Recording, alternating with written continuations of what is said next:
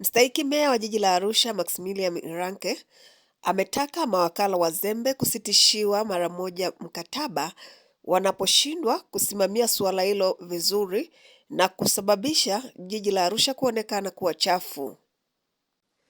Akizindua kampeni ya usafi leo Januari 2, 2026 katika jiji hilo, Mstahiki Meya Iranke ametoa maelekezo kwa mawakala wa usafi kuhakikisha wanamaliza changamoto ya uchafu katika maeneo yanapopita magari ya taka, huku akidai kuwa wakandarasi wanaoshindwa utekelezaji huo wanapaswa kusitishiwa mikataba mara moja. Nafikiri wewe mkurugenzi na kuelekeza kila Jumamosi sitegemei kukutana na afisa afya yuko nyumbani kwake. Wameajiriwa kwa ajili ya kusimamia usafi, wasimamie zoezi hilo, watoke maofisini waende kwenye kusimamia usafi, na kila mtu atusaidie kwenye hilo. Nafikiri nimeeleka hilo, si ndio? Maelekezo namba 2 kwa afisa afya au mkurugenzi wa halmashauri ya jiji la Arusha, wale mawakala wa kuzoa taka na wao wamekuwa changamoto. Kuna saa gari inatoka Prince Corner inakuja kuleta taka dampo, barabara nzima takataka zinadondoka. Wale wana mikataba, na kwenye mkataba kuna kuingia mkataba na kuvunja mkataba. Ikifika mahali mkurugenzi mkandarasi hawezi kusimamia mkataba, vunjeni mkataba, tafuteni mkandarasi mwingine. Nafikiri umenielewa. Kwa sababu badala ya kusafisha jiji tunafika mahali tunachafua jiji kwa kuokota takataka sehemu tofauti tofauti. Jambo la 3, kwa wananchi, kuna utamaduni wa watu kutupa takataka barabarani nyakati za usiku. Marufuku. Nao baadhi ya madiwani walioshiriki katika zoezi hilo wametoa wito kwa wananchi kuwa tabia ya usafi ni ya kila mtu na sio kwa viongozi pekee, hivyo wajitokeze kwa wingi kila siku kufanya usafi, na katika kilele cha usafi ambapo ni kila siku ya Jumamosi.